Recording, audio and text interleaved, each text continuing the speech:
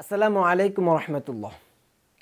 বাংলাদেশের মার্কেটে খুব অল্প সময়ে জনপ্রিয় হয়ে ওঠা স্মার্টফোন ব্র্যান্ড রিয়েলমি। আর এই জনপ্রিয় হয়ে ওঠার প্রধান কারণটি হচ্ছে অল্প দামে আকর্ষণীয় স্পেক্স অফার করা।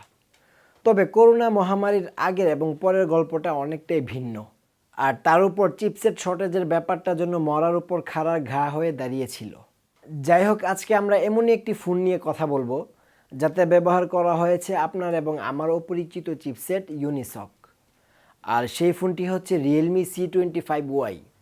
নতুন চিপসেটের পারফরমেন্স এবং এই ফোনটি কাদের জন্য সেটি আজকের ভিডিওতে আলোচনা করার চেষ্টা করব। বরাবরের মতো ক্যামেরার পেছনে উমর এবং ফাহাদকে নিয়ে পুরো ভিডিও জুড়ে আপনাদের সাথে থাকছি আমি সাইফুল ইসলাম ভুইয়া। আপনারা দেখছেন টেক হোম।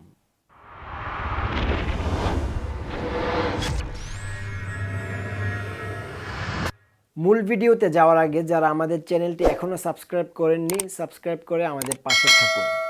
ধন্যবাদ। প্রথমে Realme C25y এর ডিজাইন এবং বিল্ড কোয়ালিটি নিয়ে কথা বলা যাক। এটি সম্পূর্ণ প্লাস্টিকের তৈরি একটি ফোন। রিয়ার প্যানেলে এক ধরনের টেক্সচার দেওয়া হয়েছে, রিয়েলমির ভাষায় যাকে লাইন এস্থেটিক ডিজাইন বলা হচ্ছে। এটি দেওয়ার সুবিধা হচ্ছে সহজে স্ক্র্যাচ বা ফিঙ্গারপ্রিন্ট বসবে না এতে, এবং দেখতেও কিছুটা আকর্ষণীয় লাগছে।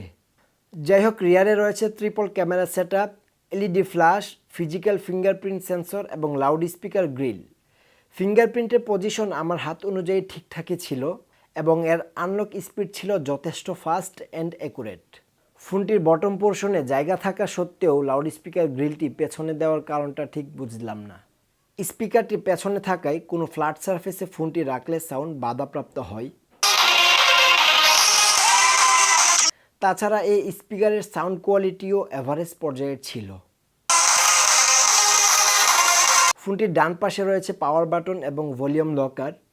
বাম পাশে ট্রিপল কার্ড স্লট, যাতে দুটি সিমের পাশাপাশি সর্বোচ্চ 256 জিবি পর্যন্ত মেমোরি কার্ড ব্যবহার করতে পারবেন। তবে উপরের দিকে থাকছে না কোনো সেকেন্ডারি নয়েজ ক্যান্সেলিং মাইক।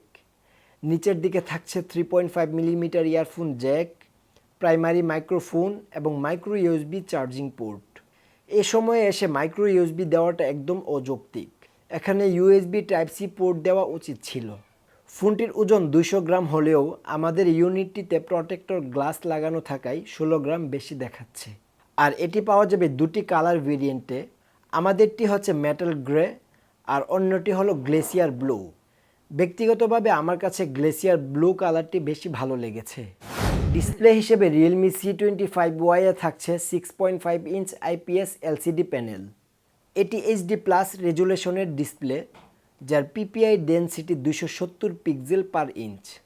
আর এই ডিসপ্লের ব্রাইটনেস হলো মাত্র 420 নিটস। অতএব বুঝতেই পারছেন আউটডোরে ইউজের ক্ষেত্রে কিছুটা প্যারা খেতে হবে। ডিসপ্লের উপরের দিকে থাকছে একটি ওয়াটার ড্রপ নচ। এটি যেহেতু বাজেট ফোন, অতএব নচ নিয়ে কোনো আপত্তি করার সুযোগ নেই। তবে সাইড বেজেলগুলো ঠিকঠাক লাগলেও চিনটা নিয়ে আমার আপত্তি আছে। রিয়েলমি চাইলে চিনটা আরেকটু কমাতে পারত। ডিসপ্লের টাচ রেসপন্স কিছুটা ঢিলে মনে হয়েছে। তাছাড়া ডিসপ্লের কালার, ভিউইং অ্যাঙ্গেল নিয়ে কোনো সমস্যা নেই। তবে পিপিআই কম থাকায় শার্পনেসের ঘাটতিটা কাছ থেকে দেখলে বোঝা যায়। এই ডিসপ্লেতে কোনো প্রকার প্রোটেকশন দেওয়া হয়নি, অতএব ব্যবহারের সময় সতর্কতা অবলম্বন করুন।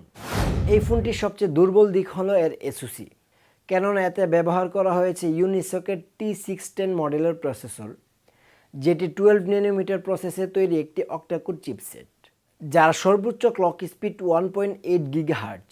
আর জিপিইউ হিসেবে থাকছে মালি G52। ইউনিসকের নাম হয়তো আমরা নতুন শুনেছি, তবে চিপসেটের জগতে তারা বেশ পুরনো। আর ইউনিসকের T610 প্রসেসরকে যদি মিডিয়াটেকের সাথে কম্পেয়ার করি, তাহলে এটি মিডিয়াটেক হেলিও G70-র কাছাকাছি পারফর্ম করবে। দেশের বাজারে ফোনটি পাওয়া যাবে একটি মাত্র ভেরিয়েন্ট 464 জিবি, যার র্যাম টাইপ LPDDR4X এবং স্টোরেজ টাইপ eMMC 5.1। এই ফোনের পারফরমেন্সের কথা যদি বলি, আপনার দৈনন্দিন কাজগুলো মোটামুটিভাবে হ্যান্ডেল করতে পারবে এই সিপিইউ। অ্যাপ ওপেনিং টাইম কিছুটা স্লো লেগেছে।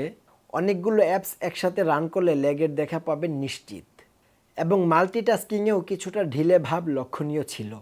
লং টাইম অর্থাৎ বছর দুয়েক ইউজের জন্য এই সিপিইউ মোটেও ক্যাপাবল নয়। এটি যদিও কাগজে কলমে মিডিয়াটেকের হেলিও G70-র কাছাকাছি পারফর্ম করার কথা, কিন্তু বাস্তবে হেলিও G70-র ধারে কাছেও ছিল না। গেমিং এক্সপিরিয়েন্সের কথা বলতে গেলে আমরা এতে শুধু পাবজি ট্রাই করেছিলাম, যেটি এইচডি গ্রাফিক্সে হাই ফ্রেম রেটে প্লে হয়েছিল, তবে গেম প্লে বেশি সুবিধার ছিল না। আউট অফ দ্য বক্স এতে অপারেটিং সিস্টেম হিসেবে থাকছে Android 11 আর ইউআই হিসেবে থাকছে Realme আর এডিশন। Realme C25y এ থাকছে মোট 4টি ক্যামেরা, যার মেইন ক্যামেরাটি 50 মেগাপিক্সেলের f1.8 অ্যাপারচারের। পেছনে আরও দুটি অকর্মা লেন্সের মধ্যে থাকছে 2 মেগাপিক্সেলের ম্যাক্রো এবং 2 মেগাপিক্সেলের ব্ল্যাক অ্যান্ড হোয়াইট লেন্স। আর সেলফি তোলার জন্য ফ্রন্টে রয়েছে 8 মেগাপিক্সেলের ক্যামেরা। ক্যামেরা পারফরমেন্সের কথায় আসলে বাজেটের কথা মাথায় রাখলে এর মেইন ক্যামেরা পারফরমেন্স নিয়ে আমি স্যাটিসফাইড ছিলাম।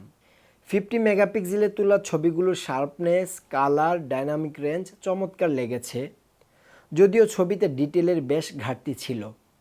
তবে ছবিগুলো সফট বা কালার বুস্টআপের মতো কোনো ইস্যু ছিল না।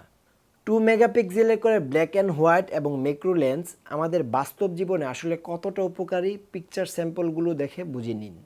রিয়ার ক্যামেরার নেই ফ্রন্টে থাকা 8 মেগাপিক্সেলের সেলফি ক্যামেরার ছবিগুলোও দারুণ লেগেছে। এইচডিআরের কারণে ছবিগুলোতে কেমন জানি সি গ্রিন কালারের উপস্থিতিটা চোখে পড়ার মতো ছিল। এই ব্যাপারটা বাদ দিলে সেলফি ক্যামেরা নিয়ে আমি মোটামুটি স্যাটিসফাইড। এই ফোনটি দিয়ে ভিডিও রেকর্ডের ক্ষেত্রে শুধুমাত্র রিয়ার ক্যামেরায় 1080p 30fps এর অপশন থাকছে।